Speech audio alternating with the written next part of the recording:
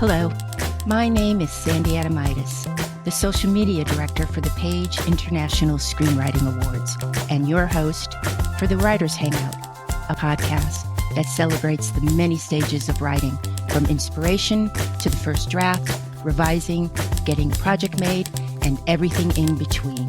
We'll talk to the best and the brightest in the entertainment industry and create a space where you can hang out, learn from the pros, and have fun. Hey, writers, it's Sandy. I'm coming to you from the beautiful state of Maine. I gotta tell you, I'm thinking of just staying here, and I think I can get my cat, Sophie Joe, shipped to me, but the breeze here is so refreshing. When you live in LA, the only time there's a breeze, it's the Santa Ana winds, and it's hot. It is so annoying. But I'm glad you're with us today on the Writers Hangout because our guest is Kristin Overn, who is the founder and executive director of the PAGE International Screenwriting Awards. She began her film career as a producer's assistant and script reader at companies like Davis Entertainment, Bonneville Worldwide, and 20th Century Fox. And since that time, Kristin has consulted, collaborated, and developed screenplays with dozens of writers, producers, and production companies. Kristin also has extensive experience in production, and she has served as a producer, line producer, and UPM on various independent features, original sitcom pilots, several award-winning short films, TV commercials, and videos.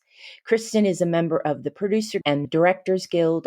Let's get started. Kristin Overn, thank you so much for joining us on the Writers Hangout. I'm so glad to be here, Sandy. I'm so excited to be able to talk to you and all of our writers and contestants and all your listeners. I've been making all the judges do this. Can we play a little game of Would You Rather? I was afraid you were going to do that to me. All right, go for it. Let's give it a go.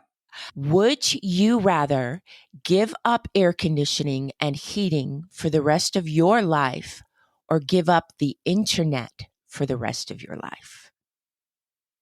Oh, man, that's hard. I am so temperature sensitive, Sandy. I mean, if I get too hot or cold, I melt. But how do you survive in this world without the internet?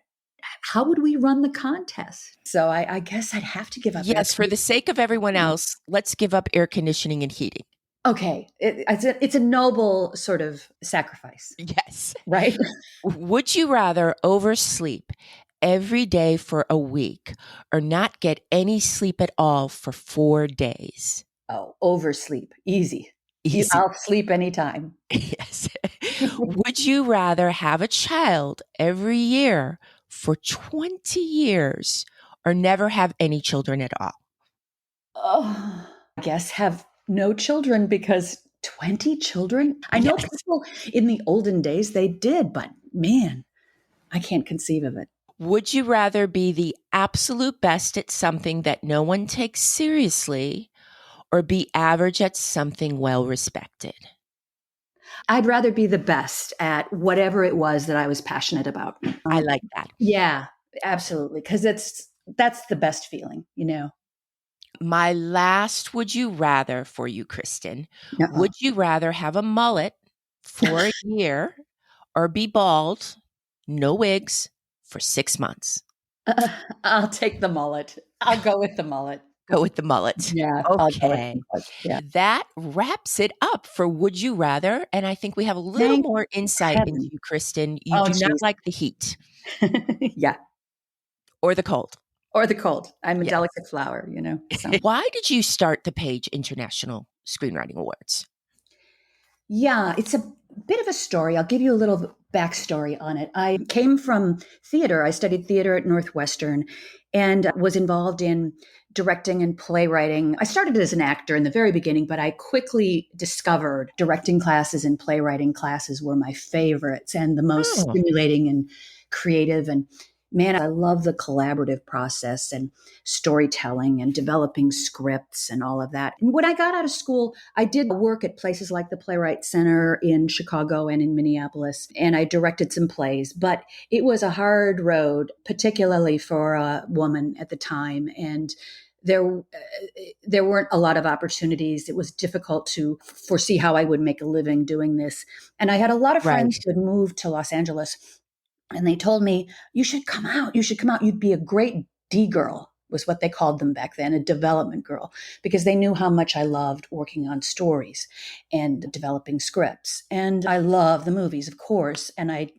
So I did it. I took the leap. I came out to Los Angeles, and my first job there was a place called Davis Entertainment, working as Yes, an very assistant. familiar with Davis Entertainment. Shout out to John Davis out there. Shout out to John Davis and all our pals from Davis Entertainment, which is where you and I met years ago, and Yes. been compatriots and friends ever since. And I worked in development for a while. I was an assistant. I learned the ropes in the industry, both in television and film. I had the opportunity to work in both. And then I got a break. I got an opportunity to produce an independent film and with somebody who I had been working with. And so I moved into production for a while. It was a whole different world. I had produced theater, so I had some feeling for it. But so for several years, though, I moved into production in film, and I learned how to budget. I learned how to run a set. And it was really interesting, informative work, really hard, really long hours, uh, Yes. skipping from job to job and not making an independent film, not making a lot of money at all. So it was really, get tough to stay afloat. But Right. one of the things I learned was that a lot of the people making independent films are people who somehow got the money together to make their own project. But a lot of the scripts were pretty weak, and I could see they weren't going to go anywhere. And it was frustrating for me. And I didn't have a lot of input at working on the production side. I didn't have a lot of input into that. So it wasn't ultimately the right place for me to land. But the other thing I learned was that there were a lot of people in the business looking for new scripts and new material to produce, but they had a hard time finding it. And of course, I knew a lot of writers desperately looking for producers and managers to help them move forward in their careers.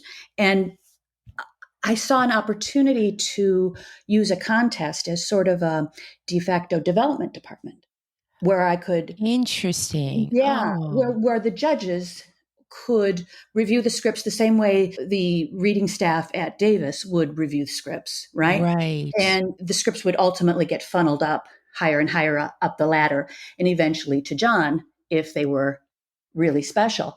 And so I thought we could create a similar sort of process within the contest format. There were a lot of contests out there at the time, a couple well known. They had a lot of them had not great reputations. So Right. Can I yeah, pause you there? In the beginning, contests weren't all that well respected. right, not at all. And You must have you must have worked really hard to make sure you were in that basket, that you were in that part of the world. absolutely. And that was one of it was critical to make this work because I didn't want to be part of anything like that, obviously. And there were two factors to it. One was there was not social media at the time. We're talking about the like 2003 was when I first Right. got this idea. And when December of 2003 was when we first Oh, started. I love that you have the exact month down. That's Oh great. yeah, I remember. But I really wanted to work to make sure it wasn't going to develop a reputation like that. And it was harder then because social media wasn't in existence. So, and it wasn't as easy to track down people or get information. It wasn't out there. So you just didn't kind of know what these contests really were, who was running them. And so what I did when I started the Page Awards was, believe it or not, I actually entered a script that I had written years ago into 8 different contests. I wanted to know what the experience was like for the writer. What is it like to be a contestant in one of these contests, Oh, and how can I make it a better experience? I see. And what I learned was that it was kind of a heartbreaking experience. You really felt like you were throwing your script into a black hole. There was no communication back from them. You didn't know what the status was. Often they wouldn't update or announce the quarterfinalists or whatever when they said they were going to. So it was really, I felt it was critical to be very communicative with writers, to make them feel like this is real, you're part of something, we are reading your script, we are here for you.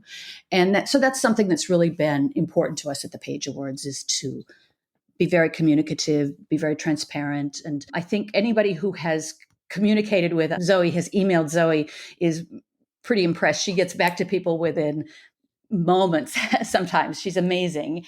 And We she's love very, Zoe. yeah, very helpful and thorough. And what we've done on social media, Sandy, back at you. I mean, you have created a real community Oh, on our thank social media you. pages. You have, and I think writers really appreciate it. Whenever I tune into the pages, it seems like such fun, and I watch the communication you have back and forth with writers. It's just great.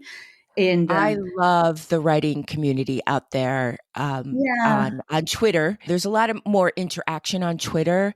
I right. love the writers out there. They're so, I think I'm doing something funny, and they come back at me with something funnier Yeah, tenfold. I They're know, a right? great group. And they're also really supportive of each other on Twitter. They read each other's scripts. Sometimes a writer will come on and they're having a bad day, and everybody just responds and kind of cheers them up. It's wonderful. They cheer Another each thing you other. should be very proud of creating. Well, that's on you, babe. So I Okay. thank you so much, and this podcast too. So thank you for adding this into the mix for us. I could digress with that, but back on track in terms of the Page Awards. It was really important to me to make sure that people felt like we were there for them. We were communicating with them. We were available if they have questions, and we're real. And another thing that was important to me was to embrace the global community. Luckily, this was happening right at a time when the internet was really growing and we could start accepting entries online.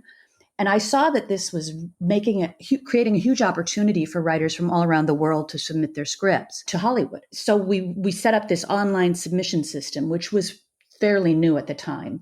And initially, I would say maybe a quarter of the scripts came in online. Now, of course, all of them do. Over the years, it's become the only way Right. we accept entries anymore. But that was brand new at the time. And How did you handle that? How did you handle all those scripts, copies? mailed copies. Yeah, there were Yeah. stacks and stacks of mailed copies, which we would deliver to judges in boxes to read. And it was quite, it was Oh, very hands on. wow. Yeah. So it was, but I kind of miss, I'm kind of a dinosaur. I kind of miss those hard copies, but I don't see them anymore. We don't have them anymore. It's all online. But that was great because it made it possible for writers from all around the world to submit their scripts. And that was really exciting to me So because so basically you were in the industry, which I know of course, but you were in the industry and you kind of saw an avenue. I saw a need for Yeah, to connect. a need, right. There were all, well, on two fronts. There were all these writers out there looking to get their scripts into hands of people who would be interested in signing them, producing their screenplays, whatever.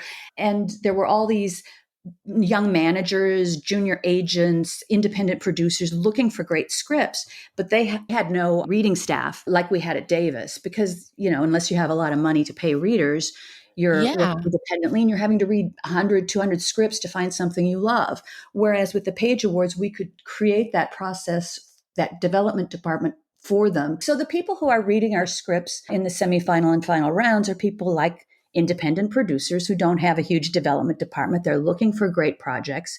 And so they're grateful to us for narrowing it down to what we viewed anyway as the best scripts of the year. And they read 25 scripts or 10 scripts, and inevitably, almost everyone who judges for us in those final rounds finds some special project that they're interested in pursuing. And interesting. that's why we've ended up with so many success stories out of the contest over the years. And Do you want to talk about some of the success stories? oh man, that's a whole That's a whole long list. It's really exciting. Yeah. There have been a bunch of things that have happened lately for some of our winners. I just binge watched The Terminal List on Amazon Prime. Yeah. And our 2013 grand prize winner, Brooke Roberts, is a producer and writer on that. She wrote the 7th episode. It's always fun to see our writers' names up on the screen in the episodes that they write or the movies that they've written. And that's, their names come up and I'm like, yeah, that's a Yeah, page. Brooke does a lot of TV work. She is one talented writer. She's amazing. I She's a mean, superstar. let's just list some of Oh, the yeah. amazing TV writers. Janet Lynn, help me because you'll remember some of it. Rob Sudduth, VJ Yes. Boyd, Dava Avina, VJ Boyd. Yes, he's Gus constantly working. Elaine Lowe. She just wrote a wonderful article for Logline for us about the couple of series she's written. I think she won the contest in 2019 and she's worked on a couple of shows since. And she wrote a great article in our Easy. And Mr. Ozark himself. Well, Bill Dubuque, yeah. Bill Dubuque won the gold prize in 2008 and was signed by Zero Gravity Management. He then was hired to write The Judge, which was the Robert Downey Jr. movie. He wrote The Accountant. Ben Affleck loved that movie. I think they're making a sequel of it. And he created Ozark with Mark Williams at Zero Gravity. We've got Howard Jordan Jr., who is so funny. So funny. Lucy Luna. I mean, Stephen Dava Cannell. Avina, Yes. Bill Bayless, Stephen Cannell's who created Pose, which was a groundbreaking series. Mark Boutros. We got Andy and Matt. There are hundreds, I think, at this point. Oh, don't forget Graham Norris. He's so good, Graham Norris. Sorry, I had to get him in. Yeah. Okay, Yeah. good. It's a really, it's And that's really just TV. That's not film. fun to, yeah, I know. So the film people, gosh, obviously Maggie? Maggie's a great story. That was our 2010 gold prize winner in the thriller horror category. Beautiful script. And it got picked up right away. The writer, John Scott, got signed and they got a producer attached and director. It went through lost some people, gained some people back. It's the usual movie process. So it took some time. But the movie got made. And I was lucky enough to go to Cannes in 2015, the film festival. And I was walking around, and almost everywhere I went, I came up against a poster for a movie called Maggie with Arnold Schwarzenegger's face and Abigail Breslin. The movie was about to premiere. It did not premiere at Cannes, but it was about to premiere that month. And so they had posters up all over town, and it was really fun to see that. It was like, wow, that's a page winner.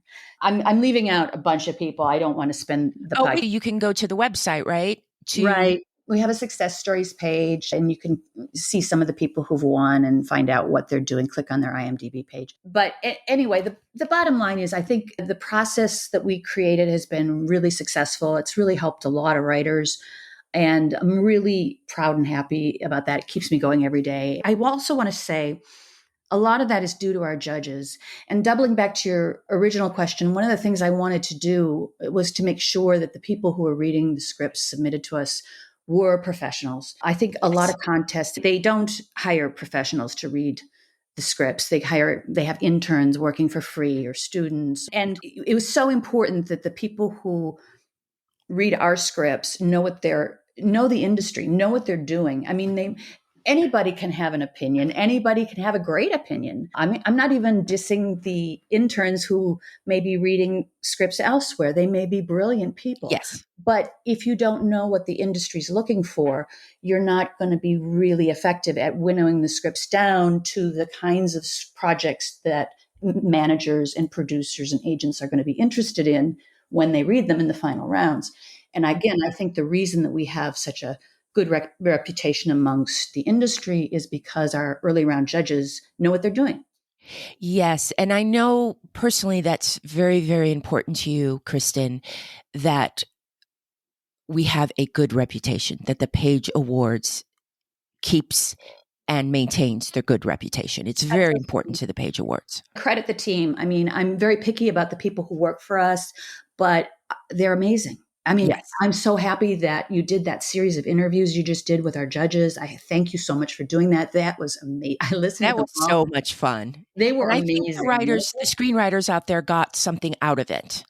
I hope one of the things they got out of it was that these people are really experienced and smart, but most of all, they really care.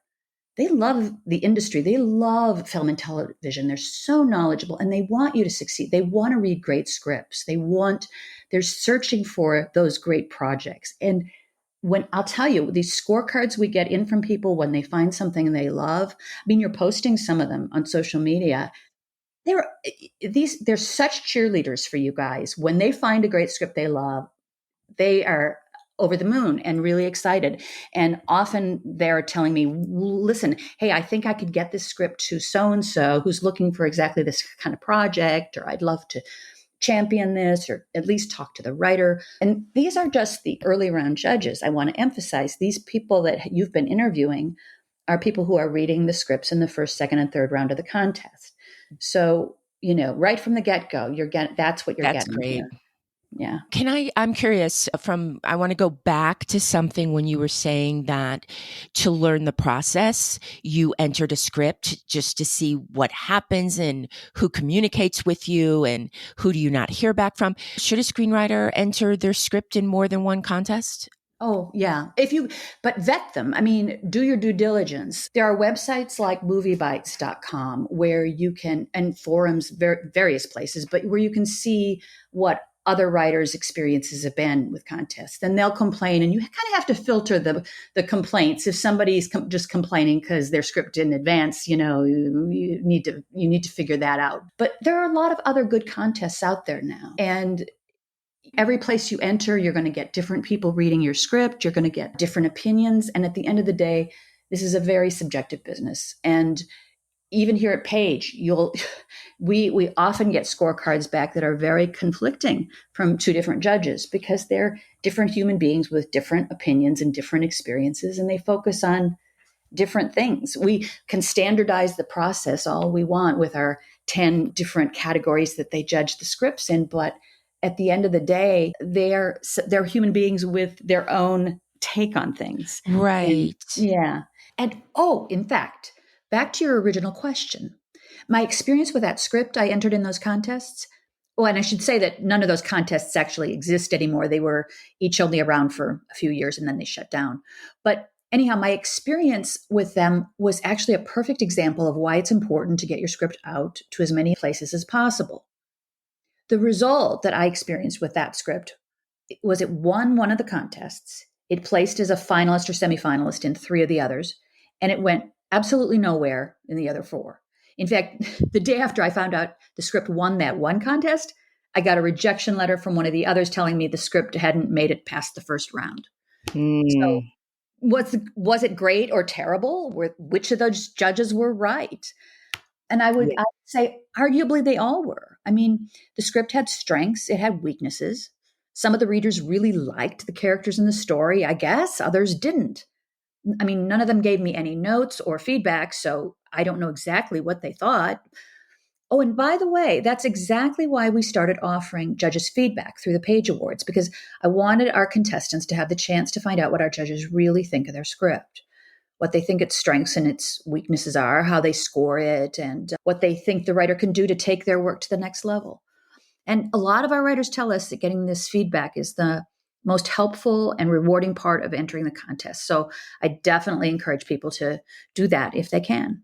What happens if a judge or you come across a script? I mean, you guys know people, especially if the judges are living in LA. What happens if you come That across a happens. script by somebody you know? That happens. And the judges know they recuse themselves. If they read a script and they know the writer, maybe they went to school Right. together, they're in a writer's group, they previously worked with that writer on that project or another project, they'll recuse themselves. They'll tell Zoe, I know this writer, I can't evaluate the Oh, script. good. Okay, Kristin. Do you like writers and why? I will say most often because truly writers are the most interesting people. They live in their heads, they live in their imaginations, and those are my favorite kinds of people. But of course, there are writers who are difficult. And we have encountered some writers at the PAGE Awards, for example, who we're about to make our quarterfinalist announcement in a few days. And every year when that happens, we get a few emails from people who are really angry and upset, and there's a lot of cursing involved, and Zoe has to deal with that. And it comes from frustration, and you've written something really wonderful and you're just really mad that these Right. stupid judges didn't get it. And but writing angry emails and posting online that people are in Hollywood are all idiots or whatever is not really a Right. smart move, in my opinion. But people do it, and so I would say that's Don't be that writer. don't be that writer. Don't be that. Yeah. Be a pro. Yeah, as much as our reputation and we fight to keep it, you as a writer, yes, maybe you can get a job, but how you act in that job and how you treat the executives at the studio, it counts for the It next time counts. when your name comes up in a meeting. It's important. Sandy, I remember I learned something really important way back at Davis. I remember reading some scripts by a writer who was hired constantly. And I just thought his writing was really kind of dull, really not great. There are better writers out there. So I asked one of my bosses, I said, why are they hiring this guy all the time? There are better writers out there. And she shrugged and she just said, everybody loves him. They love working with him. Oh, interesting. So it was, now granted, it was a bit of a boys club back then. And, but that applies to just any human being. You like working with people who you trust, who Yes. are collaborative and fun and easy to work with. And you want to work with those people again because it just makes the process easier. Do you mind answering a question or two from the listeners of the Writers Hangout? Of course. I don't want to get this wrong, so I'm just going to read it. The first question is from Frank McDonald. Are producers looking for blockbuster movie scripts? Is anyone looking for rom-coms anymore? So that's a two-parter. Oh, sure.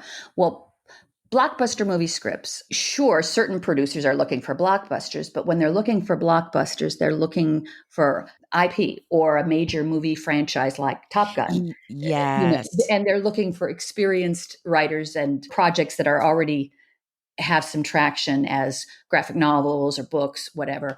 They're not looking for that kind of a project from a brand new writer, which is not to say you can't write that kind of movie. It may be a great spec script for you. It may get you some attention from a manager, but odds are you're not going to get your blockbuster movie produced as a new writer. True. However, yeah, Yes. yeah. But rom-coms are actually pretty huge at the moment, I think. There's been a spate of them. I think people are looking for fun, escapist movies right now. So I'd say right now is a great time for rom-coms. People Cool. are looking for a way to escape. They're looking for fun. Times are kind of tough. So whenever Yeah. that happens, I think people are looking to go to the movies for a little escape. This is from Charles Kent. He sent this question. The screenplay I have submitted has entirely original music soundtrack, written in the same vein as Grease, Saturday Night Fever, and A Star is Born.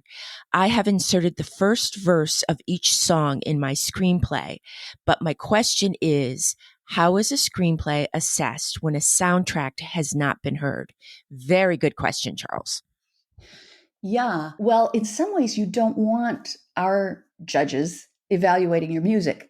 You don't know what their musical taste is. They're not professional musicians. So, what you've done is the right thing to do. Just insert the first verse or whatever is critical to know, whatever moves the story forward. I mean, to digress for a second, there's actually two different or three different types of movie musicals. And one would be a musical where the characters are musicians and singers, and you're seeing them on stage, for example, actually performing. The other type is more like a standard stage musical, like Grease or Sweeney Todd or something, where you'll see where the action is actually moving forward. The characters are singing certain sections of the action, in a sense. So in that case, you would want to include all of your lyrics. But in terms of the way our judges evaluate those, they're evaluating the exact same things. They're evaluating the concept, the formatting of your script, the themes, the characters, the dialogue that's included, and potentially the lyrics, if that's part of it, and the plot and the structure. And so it's all the same. So you don't really have to Yes. worry about including the music. Yeah, that makes sense. A good story is a good story. Exactly, exactly. And, our judges, arguably, the music, the composition of any movie is really critical to its success at the end of the day, but you're not evaluating that when you're evaluating the initial screenplay either. It's just more integral. I understand his question. It's more a part of the story if it's actually a musical film, but it's not critical for us to listen to the music in order to evaluate the story. Right. Now, I've asked this question to every PAGE judge, and I'd like to ask you, what do you say to a writer who knows they wrote a good script, but it doesn't place or win in a writing competition? Three things, a couple that our judges have said. First of all, don't get discouraged. This is a very subjective business, as we've discussed. Everybody who reads your script is going to have a different opinion. And so a lot of it is luck of the draw in terms of who that individual is reading your story when it's submitted, and what may do well in one contest may not in another.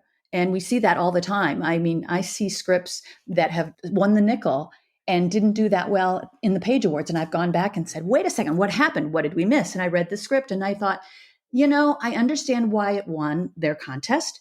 I also understand why our judges didn't advance it beyond the quarterfinals in the Page Awards. So it's a very subjective process.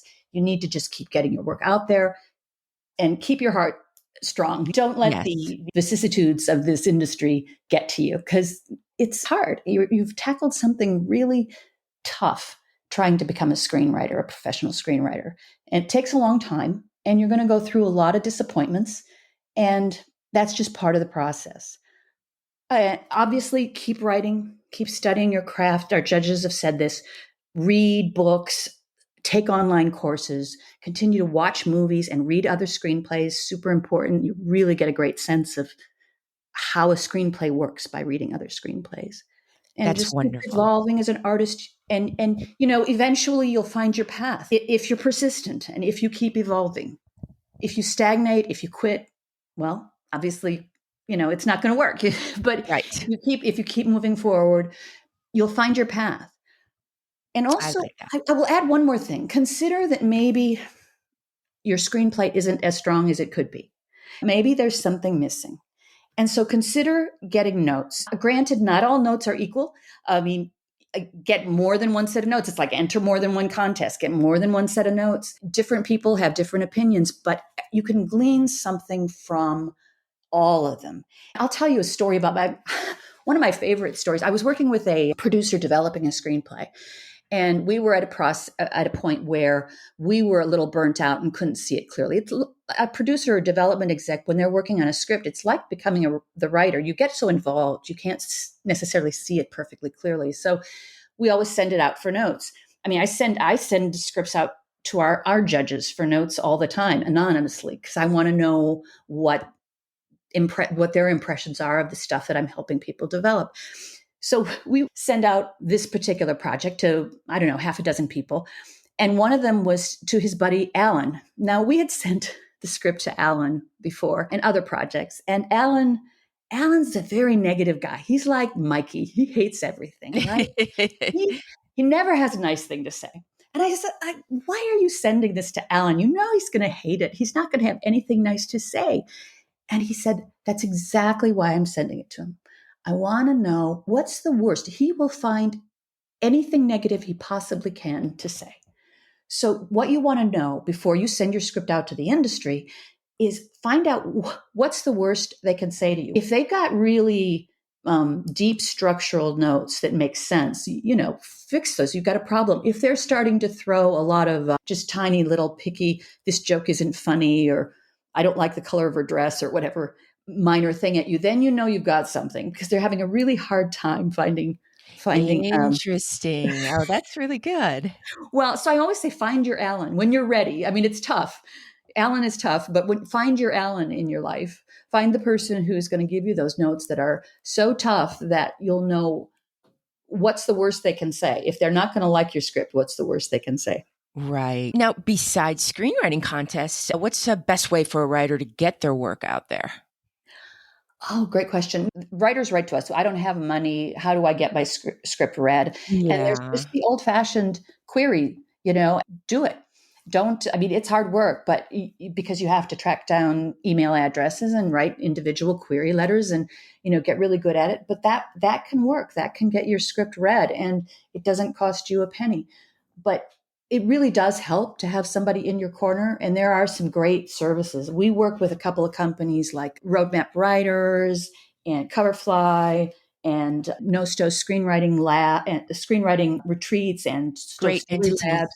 Yeah, Really, really good entities. yeah, and Film Market Hub and Inktip where you can post your scripts. So you can look for some of these online resources that are ways for you to get your script posted and hopefully get people interested in taking a look and get them to request a copy of your script from you. And roadmap writers, if they get a lot of people signed. They do. They're amazing. Amazing. Joey Tuccio and his company, I'm just endlessly impressed with the work they do. They have great educational services that they provide, and they've helped hundreds of writers hook up with the right rep, and that's I key. always feel yes, and I always feel like they live in that world of respect, like we do. That we want to, have a good reputation, and the other places you mentioned, Coverfly, amazing. But I always get that feeling from roadmap writers. Yeah, yeah. They really work hard for writers. They really love writers and love doing what they do, and you can tell. I mean, I And think. and Yeah, you're right, Inktip and Movie Bites, so much information in those. there's a lot of information online that you can go on a few forums and listen to writers talking about Reddit or Done Deal Pro or wherever. And some of them can be very snarky, right? So watch out for that. Don't get too sucked into that. There are a lot of people who just like to be negative, and I don't think that's necessarily the best way to approach this business. But you get a lot of information from them as well. Kristin, thank you so much for giving us this time because I know how busy you are. And there's a very, very important date coming up very soon, July 15th. And everything's really crazy here at the PAGE Awards. So Yeah. thank you for spending this time with us. Oh, my pleasure. Scores are coming in, you guys, and it's really exciting to see how well your scripts are doing. I just have to compliment all of you on your talent and your dedication and hard work and persistence and beautiful stories you've given us the opportunity to read. The comments I'm reading from the judges are just amazing. And one thing I will tell you is I get the opportunity at the very end of the process each year to read all of the scripts that have advanced to the semifinals and finals. And Jennifer and Zoe do too. And it's the joy of the year for us because we get to read the best of the best. And so that way we're aware of what's out there and what we can help promote. And it's the best time of the year, very exciting. And I can't wait to read your work this year. Thanks so much, Kristin. Thanks, Sandy. That's a wrap for the Writers Hangout. Thanks so much for listening. If you enjoyed the show, please subscribe, like, and thrive. Till we get to hang out again, keep writing. The world needs your stories. The Writers Hangout is sponsored by the PAGE International Screenwriting Awards. Executive producer, Kristin Overn. Producers, Terry Sampson and Sandy Adamitis. Music by Ethan Stoller.